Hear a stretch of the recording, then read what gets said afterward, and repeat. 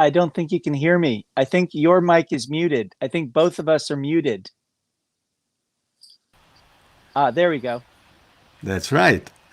I think we have to That start was over so because, beautiful. That was so beautiful. And now I have to start over. yes. Well, it's worth it. So let me do it. And I noticed that you also pinged me. But that is the beauty of being live, right? And of experimenting, of not being a pro, making mistakes and correcting them. So let me try this again. Uh,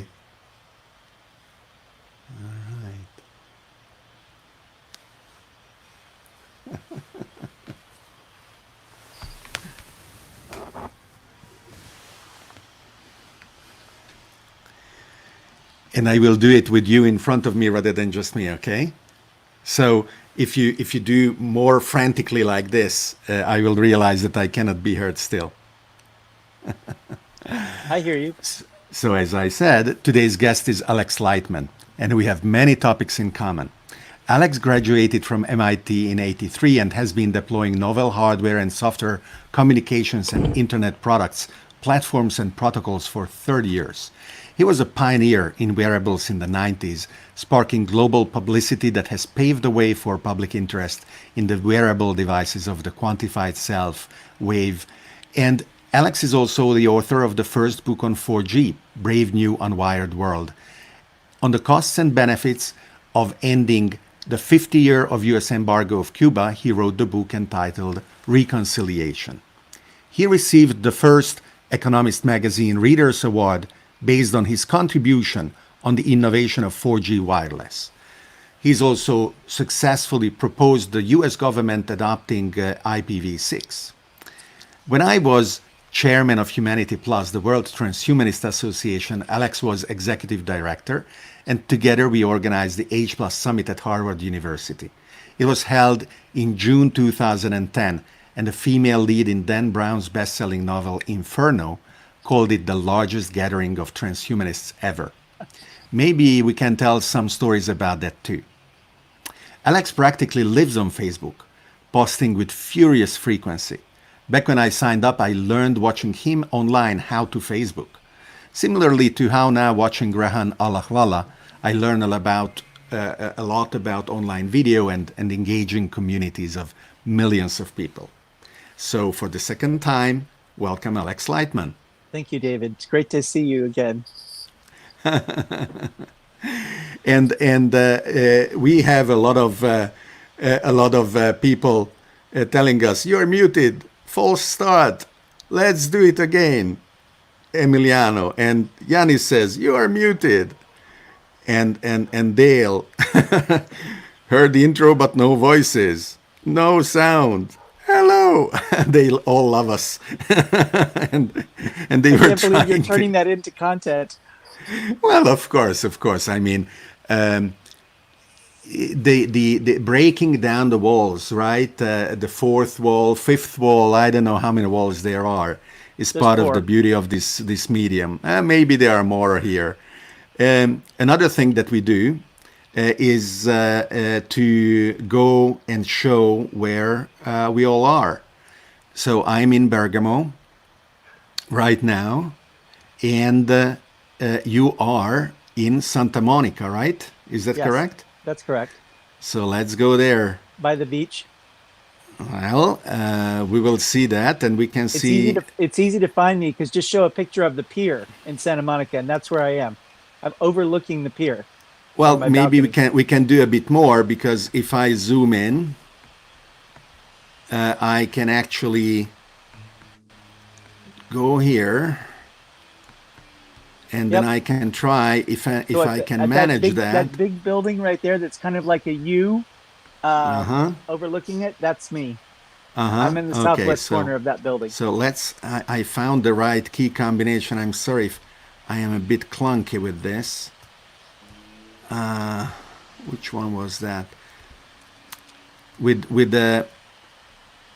With a bit of patience, I would be able to actually turn the thing around and then pretend that I can greet you from your balcony, and you could That's pretend to funny. step out and wave your hand around us, That's or I actually hilarious. could poke you with the pointer of my mouse, right? That would be the next wave of augmented reality and virtual reality, which Well, you did a lot of 20 years ago. it's true. Yes. Well, I was a pioneer in making 3D websites for Hollywood. So probably 49 of the first 50 or so 3D websites for Hollywood were from my companies: Spawn, Xena, Fifth Element, Zorro, Blade, Titanic, Mortal Kombat, The Arrival. That was Wow. pretty fun. And I got the SGI award for that out of 800 entries. So other people liked them too. And it is the nature of exponential technologies that they attempt to break through progressive waves, and if they don't succeed, they come back later on a stronger springboard. And we have seen in AR and VR at least 3-4 waves, and the next one And we've seen that in supposedly. artificial intelligence too. And this time around, the AI, the VR, and the are coming together. We have a lot more interesting entities to meet in VR. Well, and our ability to forge alliances with those entities is going to be crucial for our future, because the amount of information that we have to digest clearly surpasses what anybody can do, and what anybody can think of being able to actually decide based on mere unaugmented human senses, right? Yes, There is a book that I didn't cite in my introduction that you co-wrote with Brett uh, King, with Brad King. Thank you, and I Augmented hope Life in the Smart to Lane. have Brad on the show as well in the Brett, future. Augmented is a fantastic book too. thank you. I have it on my shelf somewhere. I will put you speaking on full screen with your black bars, and I will hop over to try to find it while you are speaking. So, why don't you tell us how you came to be who you are? What was your path, and your website alexlightman.com says you are a futurist, an author, a policy advisor. So, how does one become those things? Well, I have to give the credit to my mother. My mother was a very iconoclastic rebel genius.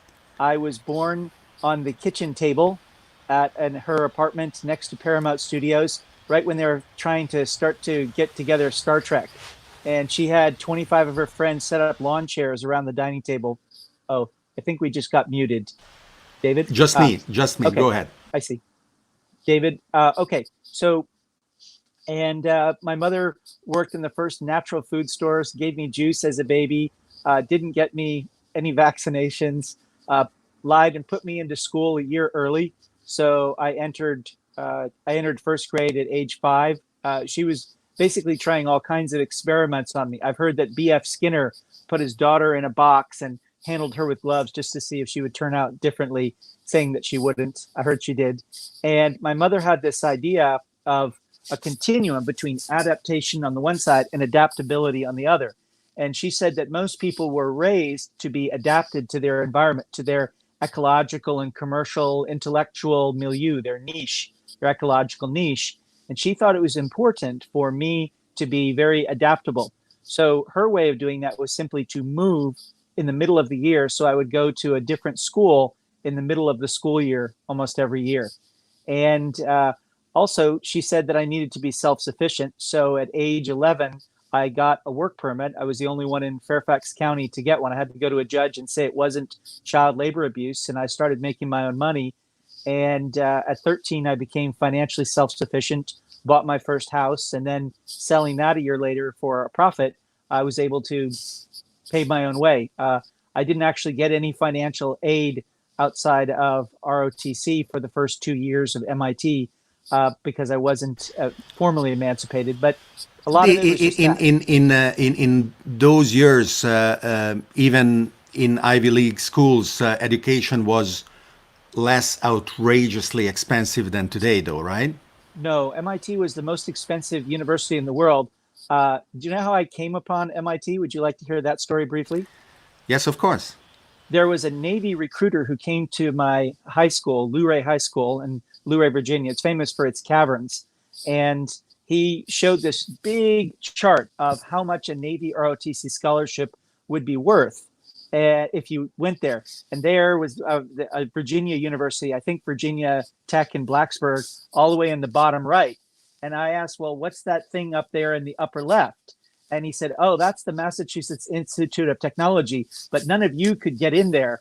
And it's like, well, I could get in there. And he said, no, you couldn't. And so, of course, then I had to apply. And later, like one day later, one of my friends, I was the captain of the cross country team. I was sitting having lunch with the captain of the football team and all that, the other teams. And they said, wow, there was a stripper who was wearing a T-shirt at her breasts were so big, it said Massachusetts Institute of Technology across there. And I was very like lonely and nerdy. And I went, wow, it's the most expensive school in the world. Other people will pay for it. And they have strippers like to wear their shirts. So man, that's where I want to go to college. So that's how I ended up at MIT. Very good, a very good story. And I don't remember the name of the character in Back to the Future. Marty McFly? Marty McFly, who has this weakness. He is always spurred on things when somebody points at him and tells him that he's weak or that he doesn't dare, something like that. Yeah. So I don't know if in a positive way, because he does very stupid things instead when that happens, just like that bet of not being able to get into MIT and you instead successfully did that.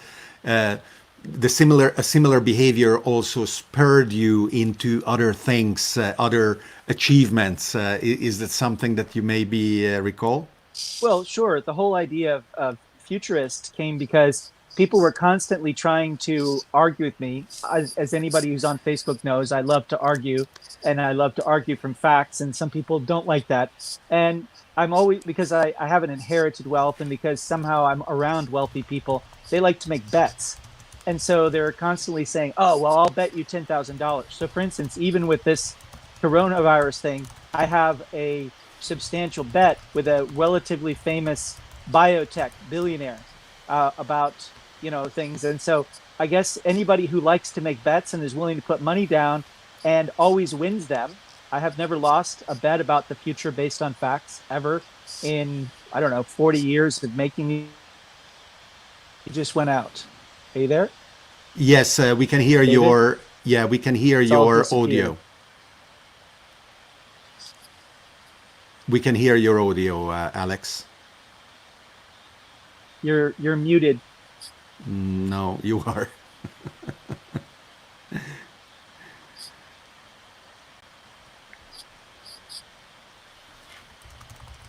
Hello? Yes, I can hear you, Alex, and I cannot see you. I can try and do some things while I am waiting for you to come back, ad-libbing to our audience. All right. Um, try to do something with your phone, Alex, and in the meantime, I will go full screen and I can actually see for our viewers. The platform that we are using is called StreamYard, and we can see each other in a bar of small Okay, you say you can hear me? screens. Yes, I can I hear can't you. hear Yes. you. Should I talk? Well, I don't know. If I were you, I would unlog and log back in. Let me write that to you. Log or kill the browser and come back in. I wrote that to Alex in the private chat that we also have available. Let me show you actually while we are doing that. So what I do here when I'm streaming is that I keep my main window with my email, my Messenger, Facebook, and the Discord server we have in one window, and then I keep in a separate window the various websites that I am going to show and share. So now you actually see all my screen. And Alex is back without his video. I don't know if you can hear us, Alex. I can hear you. Yes. Can you hear me? Yes. So I believe that your video is flipped. Can you try and jiggle the flip switch again that you found before? And then maybe we will be able to see you as well. You flipped it and nothing happened? Yes, that's right. Okay, sorry. We will not see your beautiful face. I can put up your photo from your website instead. But it's good that we can hear you. So we were talking about the ability to win bets based on the future and facts about the future. I think that's kind of what futurists are, or people who can make scenarios. I tend to predictions that can be verified. So there are all kinds of different ways in which people paint, or people write, or people dance or perform. And I see that futurists can be kind of performance artists, but they also can be, to some extent, looking at the world stochastically or statistically and say, what's the probability this will happen? And what I try to do is make predictions that either happen or don't happen by a certain date, so you can just move on and see whether someone was right, because they're a way of determining whether you have a sense of what's happening in the world that's related to reality. I heard something when I was 13 years old at EST, Erhard Seminars Training. Werner Erhard, the creator, said, if you keep on saying things the way they really are, eventually your word becomes law in the universe. And so to me, it makes it's very attractive to try to figure out how the world is going, where it's going, so you see if you're in tune with the universe. I think that is wonderful, and I have never had the chance of attending an EST meeting and understand it more closely.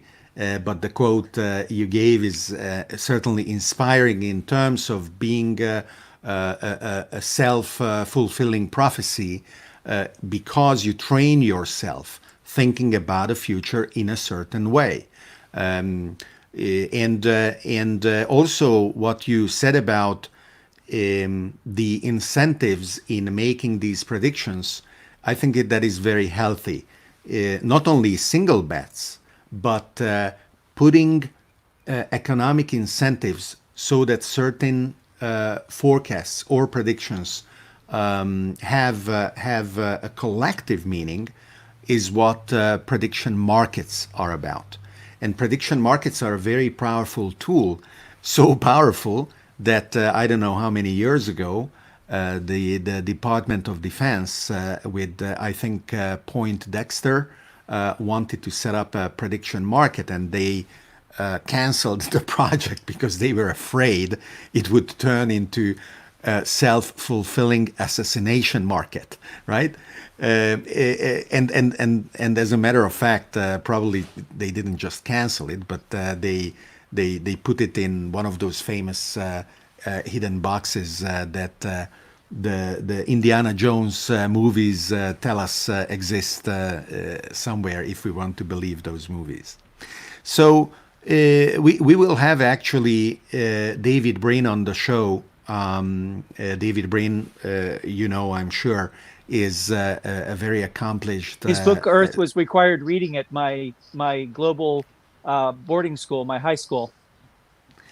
And one of the things that we will talk about for sure is the necessity of making statements that are backed, even if by $10. When you argue with your crazy uncle that seems to be detached from reality, ask him to back up the statements by some symbolic sum. Tell me about the high school. That is very interesting too. Sure. It was called the Nizhoni School, Nizhoni, School for Global Consciousness. I set it up with a woman named Chris Griscom, whose books have sold millions of copies. And she had 6 kids, and she didn't want her 6th child to go to a school in a normal school system because he had this extraordinary brain. His forehead bulged out like a beluga whale. And I looked at this child and I went, wow, this is an ordinary child from thousands of years in the future when humans have mutated and gotten bigger brains. And she gave birth to him in the Bahamas, in the ocean. So I like that she was a kind of a weird person who gave birth in a unique way to have a great birth story. And so she said, will you set up a school for my son and for other kids? And I said, sure.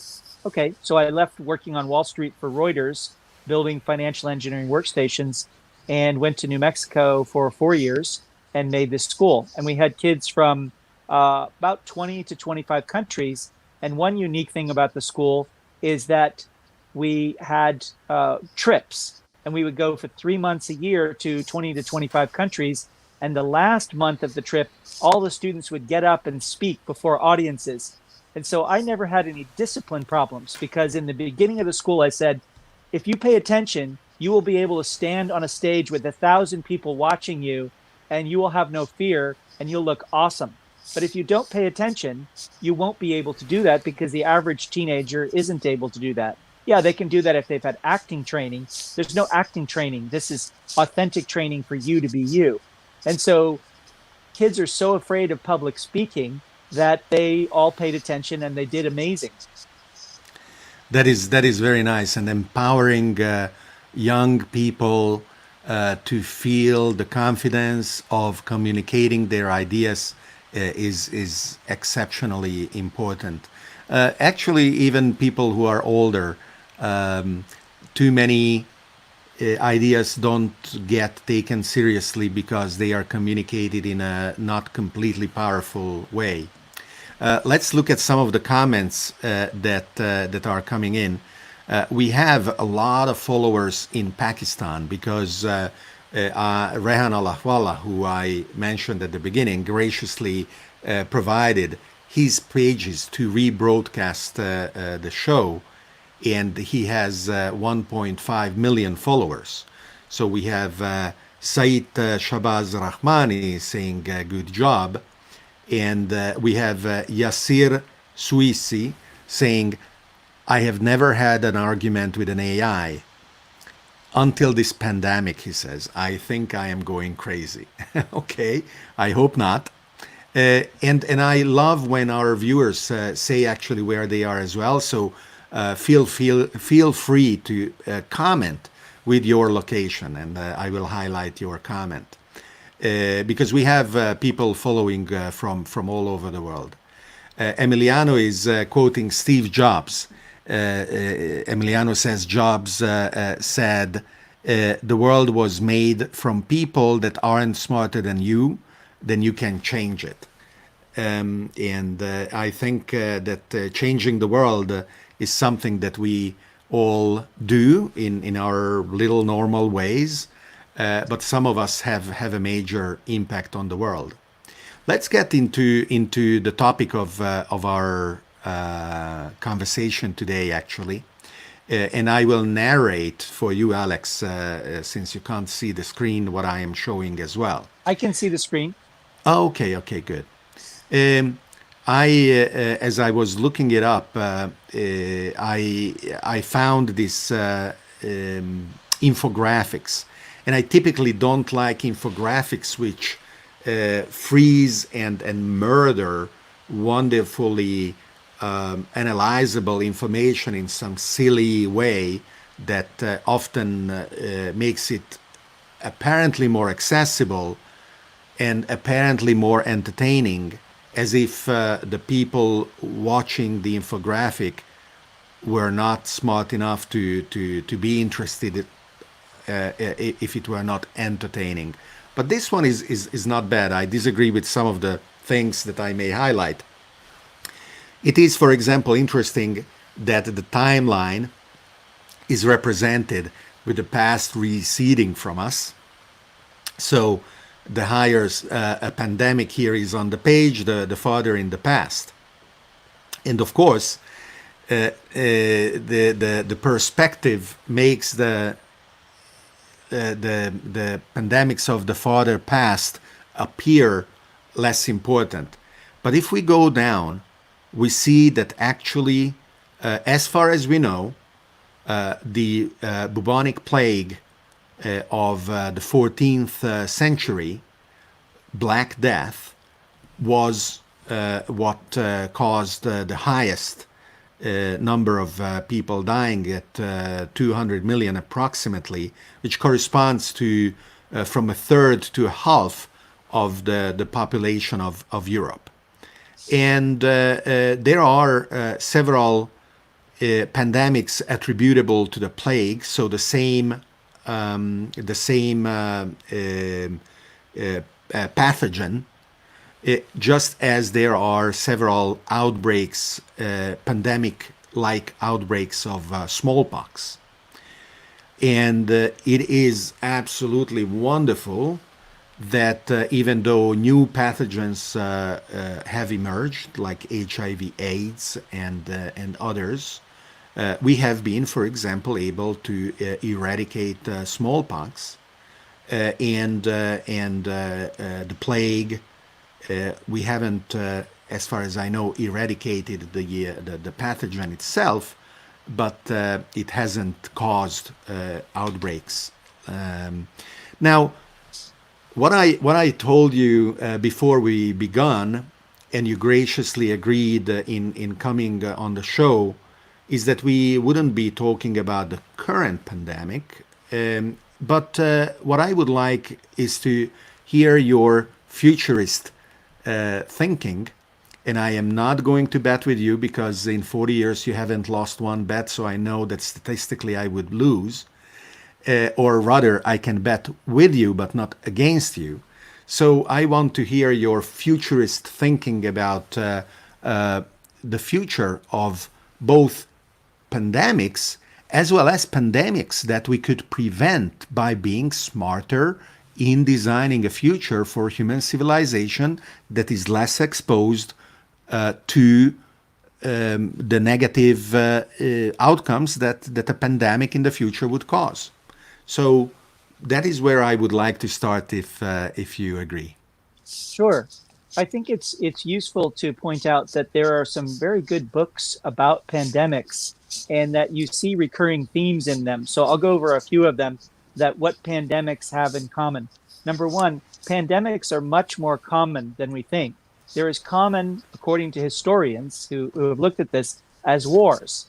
And yet people are not necessarily surprised when wars are coming because there's all kinds of drumbeats to get humans all riled up and get them on the same team.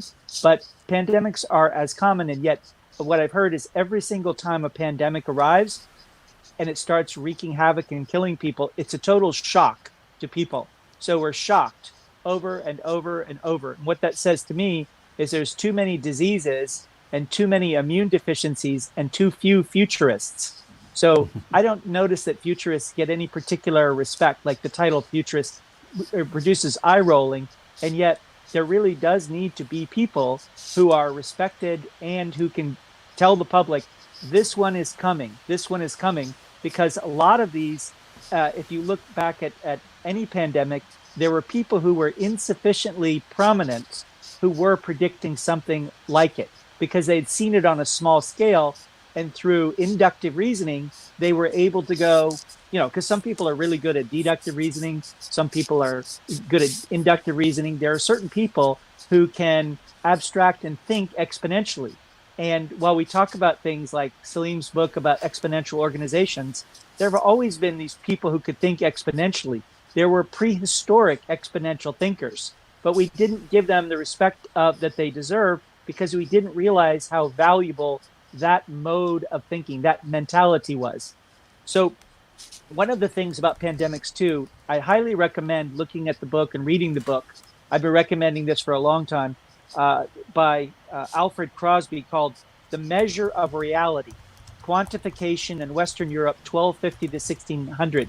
And in that book, he asks, why is it that Europeans were on the margins and they were a joke to Muslims in their golden age? And why is it by 1500 that they'd conquered most of the world? And he said, and he's the author of 9 books on that seek to answer this question.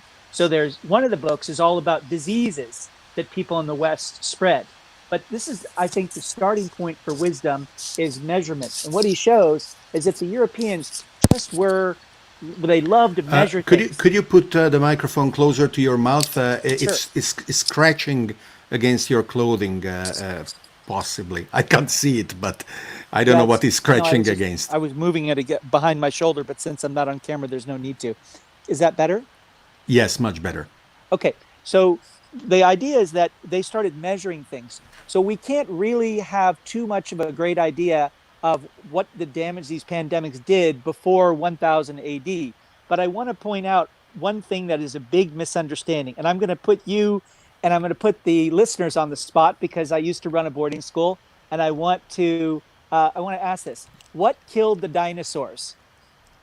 This has relevance to future pandemics, believe it or not. But I'm going to ask what killed the dinosaurs? Because I think there's a big misunderstanding about this. It's kind of comical. And then I want to show that it's hard for people to understand future pandemics because we all learn a certain kind of conventional wisdom that's completely wrong. So do we have any answers? I put the question on the screen, and let's ask our viewers.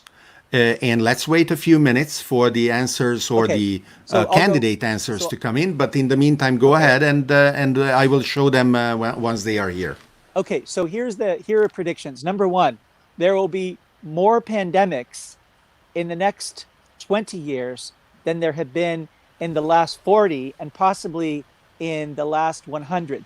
And there's a reason, because the human immune system, you have an innate immune system and you have an adaptive immune system, and you have gut bacteria and you have the thymus, and you have so these things are all working in complex, non-deterministic ways. Here's another question I like to ask too. What element on the periodic chart of the elements are you mostly made of by mass? Measured by mass, what element? We're made of 53 elements. What's number 1? I posted an analysis that I found beautiful on this, so I won't answer because it's not fair. I just studied it a few weeks ago. Good. And just to add, I not only listed the elements by mass, but I actually correlated it with the type of stars that forged the element. So whether we were born on a collapsing star, or a supernova, or actually merging neutron stars, which is especially scary because we need those elements. So the frequency of neutron star mergers could define the ability of other planets to support life that is similar to human life, and our ability to colonize those kinds of planets too, because even if they are trace elements in a few fraction of a percent, they are still essential for us. Let me show quite a few answers came in. So let me show the candidate answers and read them out loud. So Emiliano saying it wasn't a meteorite, I think it was a bacterium. Debbie says it's a comet. And Deborah kind of cheekily says, was it a pandemic? And Esther says, dinosaurs' immunity wasn't ready. So these are the candidate answers, and you tell our viewers whom was closest to what you believe. Well, my point here is that with pandemics, we not only needed to measure things, but we also need to understand the underlying cause. So imagine a comet hitting the Earth. It's going to throw up, some dirt, some stuff, but it's not going to kill things on the other side of the planet, right? How could it kill things on the other side of the planet without going through the planet? So the answer is mold. Mold killed the dinosaurs because what happened after the KT event is that lots and lots of dust was thrown into the air, and it went very up high into the stratosphere and troposphere and so on, and it blocked sunlight. And dinosaurs are basically have their temperature determined by the outside. And all of a sudden, the average temperature of the world cooled. And there's a point at which you have to have your body temperature above a certain degree centigrade or Fahrenheit, or the mold will kill you. So what kills people with HIV/AIDS? Well, one thing is Kaposi sarcoma. What's that? It means that mold kills human beings. So it reduces their immune system. You have to have a combination of, and what I'm saying is temperature, body temperature is also part of your immune system, right there with the innate immune system, the adaptive immune system, the thymus and gut bacteria. You have to have all five. So as a transhumanist and as a biohacker, or biohackers talk about thermotherapy, and they say that you should have extremes of cold and extremes of heat. That's exactly correct, because that stimulates the immune system. So I guess what I'm saying is that in the future, biohacking will save many, many people, and many, many people will not get these pathogens. But the people who ignore all these elements are going to die of pathogens because we have such a globally interconnected world. So within the influenza, people think that was a bacteria. But what they don't understand is what killed people was a virus, but there was also a bacteria that was present. So in many cases, we have misunderstandings because two things are present, but one is the actual cause. So one of the things is that, very interesting. Emiliano is asking, does Alex Lightman have a YouTube channel? I wish to hear more from him. And yes, of course, Emiliano, he does have a YouTube channel, and I am displaying it right now. It is youtube.com/UCINFSHLUNHSBNBAH7WS6Q-Q. Alex, maybe you should personalize the URL of your YouTube channel. Yeah, I realize that now. That's so ugly. What an ugly, that's the world's ugliest URL with the most beautiful content. And of course, I'm just pulling your leg, but I am also sharing the screen to it. So, Emiliano, it's enough to search for Alex Lightman on YouTube, and you will find him and you can subscribe. Also, as I see, you are preparing crypto history from 2009 to 2050 as a series. So that will No, I be gave a very talk that fascinating. summarized all that. I gave a talk on that. Okay, fantastic. So You were talking about the nature and the frequency of future pandemics, but can we, for example, let's assume that after the current one is over, we actually decide that international travel must include a quarantine equal at landing to the incubation period of the known pathogen with the longest incubation period. So if it is 2 weeks, 2 weeks. If it is 2 months, too bad, it's 2 months. That would explode immersive virtual reality and avatar technology representing us, and we would have haptics, and we would have the ability to hug each other remotely. But if we wanted to travel and meet in meat space, then we would have to make sure we are not infective. Would that prevent your prediction to come true? no, because you still need people to fly the planes. And right now, there may not be as many people flying, but there are lots of goods flying.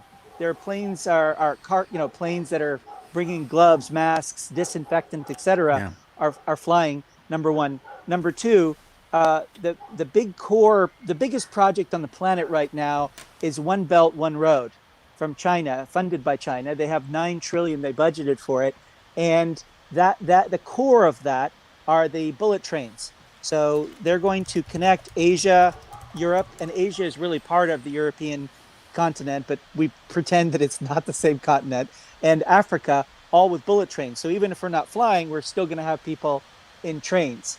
And the but the fact is that we are also a nation. There are only 55 nations that have oil, and not every nation that has oil exports oil. There are 215 nations, so a lot of nations have to have oil for various things until we're completely green and self-sufficient. So Costa Rica and Paraguay probably don't need to have that because they can be completely self-sufficient in hydropower and green energy. But the other 213 nations probably need oil. Now, if they're going to get oil from a nation, they have to sell something. And what many nations, including the Netherlands, sell, especially if they're in the beginning. Are you there? Can you hear me? Yes, somebody was complaining about the dog barking, and I was replying in Oh, the comments that it is the neighbor's dog because my dog oh, is locked and chained. Well, not chained, whatever. But oh. my dog knows that I'm live streaming, but I cannot tell everybody in the neighborhood, so their dogs are barking. I'm muting myself. Go ahead. We are Okay. listening. So uh, I sort of lost my place. Do you remember the last sentence I said? Well, you were talking about how oil, Oh, even though yes. So they have 250, so the idea is that we have to with some of these nations in order to get the oil or whatever other things they need, they cannot you can't have the majority of the nations in the world simply importing things, and they don't all have oil, they don't all have gold, everybody lacks something. So if we have world trade, we have to have world trade in agricultural products, and if we have world trade in agricultural products, it's still possible for pandemics to exist.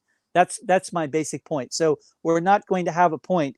However, there are ways to reduce pandemics that are very, very, very simple. And I'm dismayed by the sort of the grand priests of our current moment, the immunologists in chief, or the immunology priesthood, because they're not very big on nutrition. They are much more likely to recommend a vaccine than something to eat or a supplement. And so one of the things that I have a concern about is that the people of China in particular have been the source of virtually all the pandemics except for, for that are new, except for Ebola in the last 100 years. And the reason is very simple. It's because in general, they're very selenium deprived. Because they're this elder race, this elder civilization on Earth, they have been doing agriculture for so long that a lot of their soil is depleted of basic minerals and they don't replace it. So if the government made a mandatory, selenium supplementation, you would have a lot. Oh, I can't hear you anymore. Can you yeah, hear me? supplement. Yeah. Yeah, Hmm. they need to supplement with selenium. So effectively, if we had a world that was run based on human health as the priority, as opposed to profit for the priority, we would have a lot more things that would be making use of open source medicine. And we would make sure, if we're going to police things, rather than police our neighbors and turn in our neighbors, we would make sure that people had enough nutritional supplements.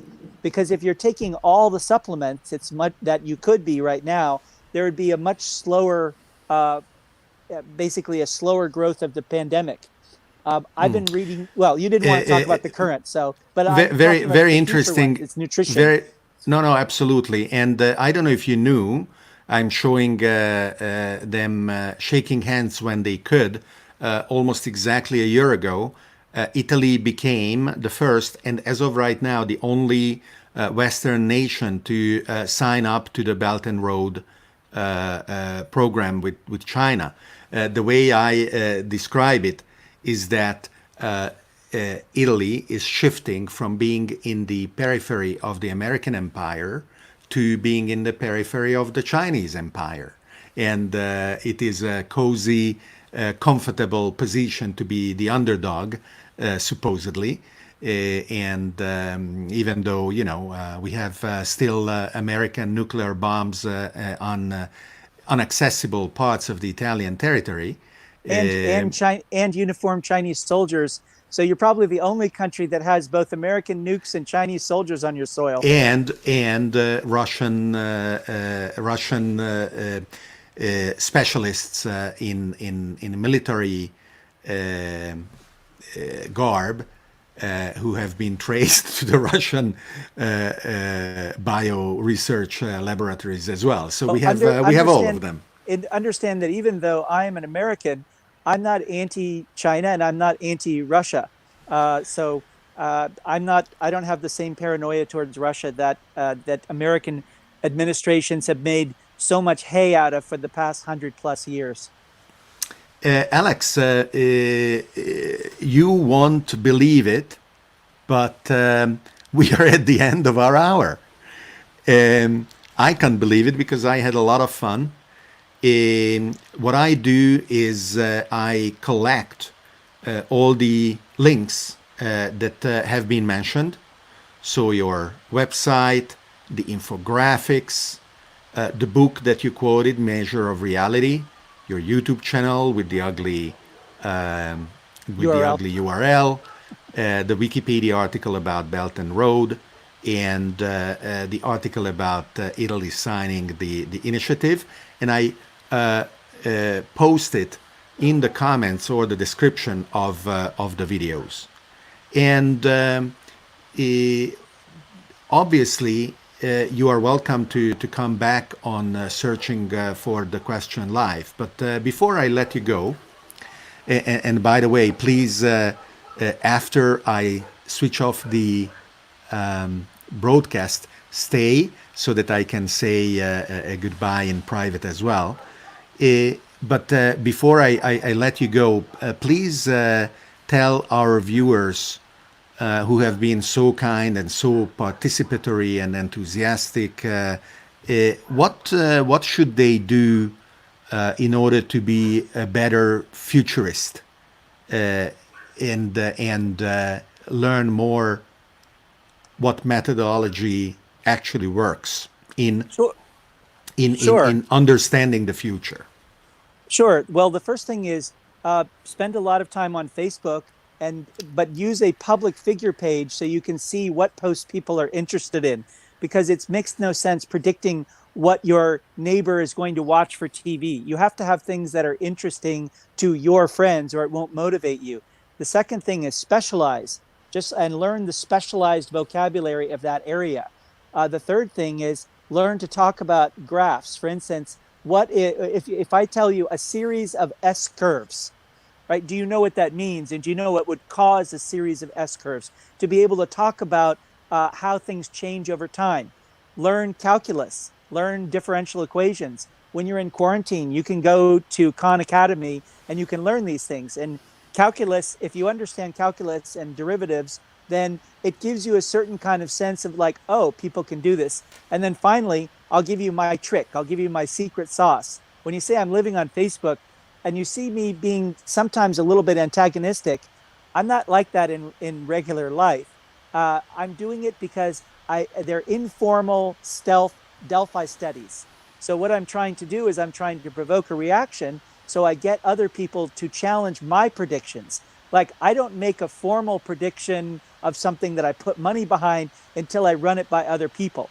So before I made this bet with this billionaire who's super knowledgeable, he was the guy, he's the real life guy whose story was told in Pretty Woman with Julia Roberts. This guy working for Michael Milken, making multi-billion-dollar deals when he was in his 20s. He's very smart, and if he won the bet, he would crush me on social media. It would be very embarrassing loss. And in fact, I was at the Seder dinner the other night, and during the Seder dinner, he actually called me out in front of all of his friends and told them about the bet. That's how competitive he is. So before I did that bet, I went on Facebook and I said, here's the bet. Should I do this or not? And I read them all, and then I looked at who said what. And the people I knew were credible said, yes, take the bet. And the people I knew were always wrong said, don't take the bet. And so it's really useful to have Facebook because you have some people who are always right and you have some people who are always wrong. And if you have a lot of people and you can find them both and you can have them both agreeing with quotation marks around it, then it's very hard to lose because you've got your mini CIA that you don't have to pay $80 billion a year for. Wonderful. That trick is extremely valuable, and I am sure that our viewers will make a treasure of it. And they are clamoring for you to come back. So we will agree to have a second installment of this conversation. And we will pick some funny topic, maybe space colonization or artificial intelligence or something like that. Whatever you'd like, David. Thank you for allowing me to be on the show. It's great to be in touch. I want to end by saying thank you. Your viewers should know that you're a big-hearted man and that you let me stay in your home for a month. I'm a bit of a fanatic for world fairs and world expos. And when the World Expo in 2015 was in Milano, David let me stay at his house for a month, fed me, took care of me. And I wanted to say one thing funny about you. David lived across the street from a wonderful Italian restaurant. He lived there for 7 years. And when he took me to dinner there, it was the very first time he went to the restaurant. That still is the most amazing thing I've heard in the past decades. Like, I eat all my meals out until quarantine. How can you not eat a single meal in the restaurant across the street for 7 years? Because my wife, who loves me, cooks wonderfully, and so I don't have a need. But of course, then it was a pleasure to have you in that restaurant. Thank you, Alex, very much for being on the show. Bye bye. Bye bye. So this was a really wonderful and exciting episode of Searching for the Question Live. I want to thank Alex to be a stimulating guest, and I want to thank all of the viewers that have contributed to the success with their numerous comments. And the show notes on YouTube will contain the list of the links that we collected. So make sure that you subscribe, you check out the show notes. Also, come to our Discord channel to continue the conversation around these topics, and feel free to support Searching for the Question Live, as well as every other initiative that I am putting together with my team on patreon.com/David Orban. Thank you very much, and see you next time tomorrow.